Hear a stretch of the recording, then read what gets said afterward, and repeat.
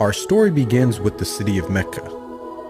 It is said that when Adam and Eve were first expelled from paradise, the two were separated, with Eve having landed near the city of Mecca and Adam having landed somewhere in the Far East. After many years of searching for one another, Adam finally managed to make his way down through the Arabian Peninsula to Mecca, and it was at the top of Mount Arafat, just outside the city of Mecca, where the two were finally reunited. Mecca is also significant because it is considered the first place on earth that God Almighty was worshipped alone.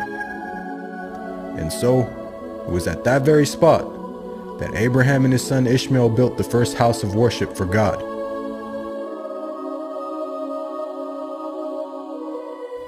In honor of this, God Almighty had built in the heavens a similar structure for the angels. And it is said that every day, 70,000 angels come to that building to perform their prayers and then leave, intending never to return again.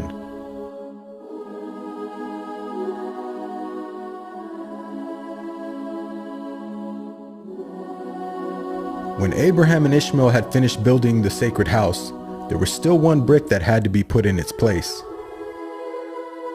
And so, Abraham sent his son Ishmael off to find a unique stone that he could put there.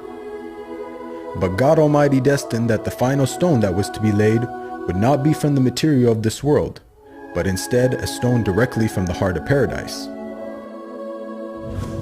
The angel Gabriel then brought the stone down to Abraham, who proceeded to put it in its proper place. It is said that when the stone first came down, it was a pure white color. But due to the impurities of this world and the sinfulness of man, the stone slowly began to fade and eventually turned black. As time passed, the city began to develop, with the people of Mecca remaining upon pure monotheism, worshipping one God alone.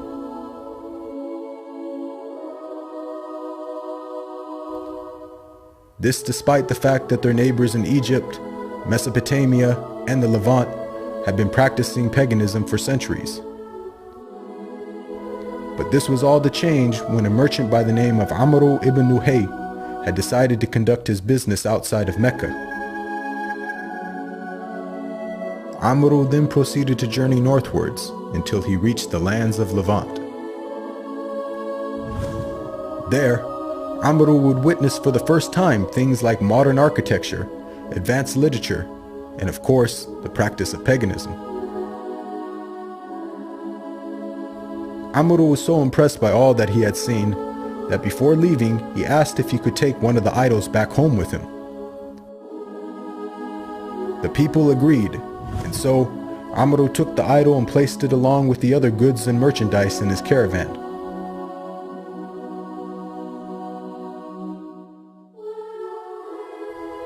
He then set out southwards, back towards the city of Mecca.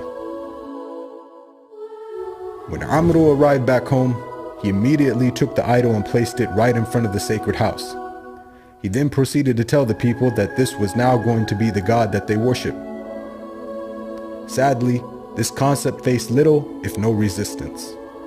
And as time passed, the people began to worship more and more different idols, until it is said by the end of the 6th century, there were over 360 different idols surrounding the sacred house in Mecca.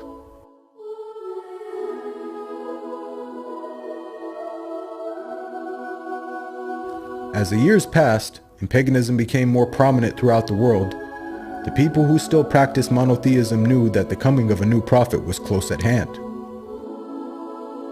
And so, either through deductive reasoning or through interpretation of their holy text, many had concluded that the Arabian Peninsula was the most probable place God would send his new prophet.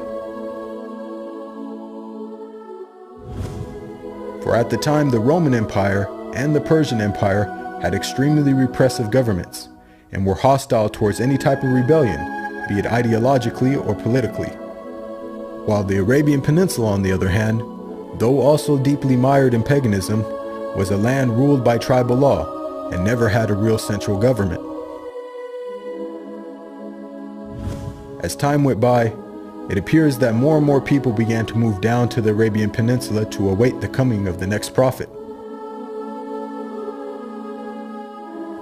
And so, in the very land in which man first worshipped his Creator, and where Abraham built the first house of worship for God alone, it was there where God had destined his last and final messenger would emerge.